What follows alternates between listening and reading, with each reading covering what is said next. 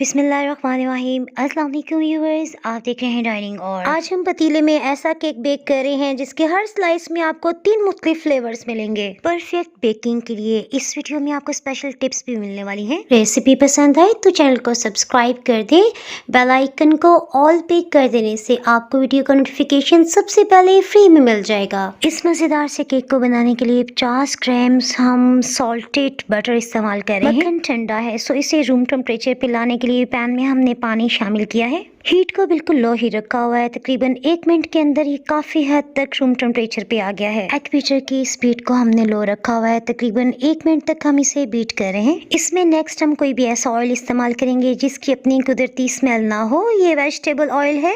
चीनी 9 खाने वाले चम्मच इसमें शामिल कर रहे हैं। इसमें आसानी तो ये है कि आप इसे पीस के और छान के शामिल करें। चीनी जब तक इसमें खूब अच्छी तरह से मिक्स अप नहीं हो जाती और मक्खन फूल नहीं जाता, हम नेक्स्ट स्टेप की तरफ नहीं बढ़ेंगे। परफेक्ट, हमें इस तरह का ही टेक्सचर चाहिए था। नेक्स्ट हम इसमें रूम टेम्परेचर के अंडे इस्तेमाल करें। 3 अंडों को अलग अलग तोड़ते हुए इसमें शामिल कर रहे हैं। आप इसमें हैंड विस्क का भी इस्तेमाल कर सकते हैं। इन्हें इतना बीट कर रहे हैं कि ये वॉल्यूम में डबल हो जाए, खूब फ्लफी हो जाए। दही केक को राइस करने का काम भी करेगा और इसे बहुत सॉफ्ट बना देगा। ये 3 खाने वाले चम्मच है। अंडों की स्मेल को, बू को खत्म करने के लिए वनीला एसेंस 2 चाय के चम्मच शामिल कर दिया है। अच्छी क्वालिटी का मैदा, ये 10.5 टेबल स्पून है यानी 10.5 खाने वाले चम्मच। बेकिंग पाउडर 1.5 टीस्पून यानी 1.5 चाय की चम्मच। मैदा हवा में न उड़े सो थोड़ा इसे विस्क करते हुए मिक्स कर रहे हैं। हल्का सा मिक्स कर लेने के बाद पहले लो स्पीड पे, उसके बाद हम हाई स्पीड कर देंगे। बस अब इतना इसे हमने मिक्स करना है कि सभी लम्स खत्म हो जाए। बाउल में जो भी खुश्क मैदा था ना, उसे भी हमने मिक्स करते हुए इसमें शामिल कर दिया है। जैसे ही देखे ना कि केक का बैटर बिल्कुल स्मूथ हो गया है, सो इसे बीट करना बंद कर दिया है। अब हम अंदाजे से इसे 3 हिस्सों में डिवाइड कर रहे हैं।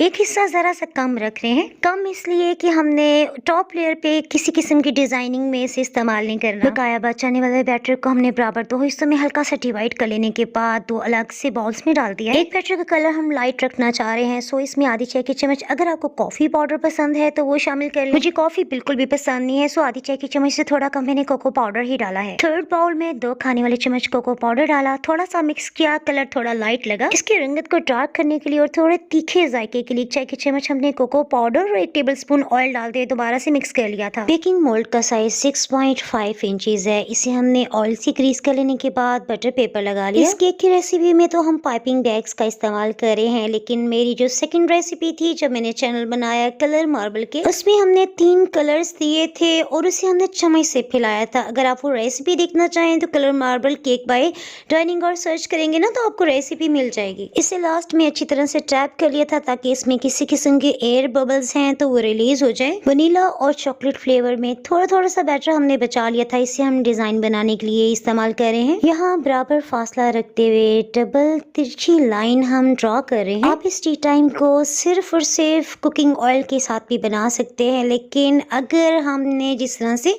स्टार्ट में 2 टेबल स्पून बटर डाला है वो इसमें ऐड कर लेंगे ना तो ये लाइंस ड्रॉ करना बहुत आसान हो जाएगा, क्योंकि बटर की वजह से ये बैटर काफी गाढ़ा हो गया है, फ्लफी भी। पतीले को 5 से 10 मिनट पहले ही हमने 2 छोटे बाउल्स में पानी डालते हुए प्री हीट करने के लिए रख दिया था। पानी से स्टीम बनेगी जिससे इंशाल्लाह केक बहुत सॉफ्ट बनेगा। पानी जब बॉइलिंग पॉइंट पे आ गया तो इसका मतलब है कि पतीले में परफेक्ट टेम्परेचर तैयार हो गया है बेकिंग के लिए। केक को रखते ही हम हीट को बिल्कुल लो कर रहे हैं और ढक्कन को अगर आप किचन टॉवल से कवर कर देंगे ना तो इसकी जो स्टीम होगी वो केक के ऊपर डायरेक्ट नहीं गिरेगी। केक को बेक होते हुए 55 मिनट्स यानी 55 मिनट्स गुजर चुके हैं। इसे छुरी से चेक कर लिया है, ये बिल्कुल क्लियर आई है। सो अब एक दूसरे पतीले में इसे रखते हुए ढक्कन से कवर करें ताकि हीट इसके अंदर ही रहे। तकरीबन 2 घंटे तक इसी तरह रहने दिया। केक का बटर पेपर लग कर लेते हैं। ये देखें नीचे से जरा भी नहीं जला। केक की स्लाइसिस करने से पहले मैं आपको चॉकलेट पाई के क्लिप्स दिखा देती हूँ। इस खूबसूरत से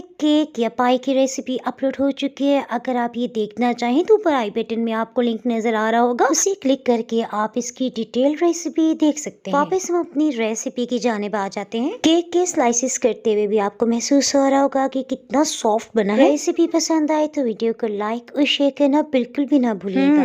देखने में जितना ये सॉफ्ट लग रहा है ना, खाने में उससे भी ज्यादा मजे का था। डाइनिंग हॉल पे मजीद रेसिपीज अगर आप यूट्यूब पे देख रहे हैं तो नीचे आपको सब्सक्राइब का ब्लैक बटन नजर आ रहा होगा ना, उसे क्लिक कर दें। और फेसबुक पे देख रहे हैं तो फॉलो कर सकते हैं। हमें याद रखें, फिर मिलेंगे किसी मजेदार सी व्लॉग या रेसिपी के साथ। उस वक्त तक के लिए अल्लाह हाफिज।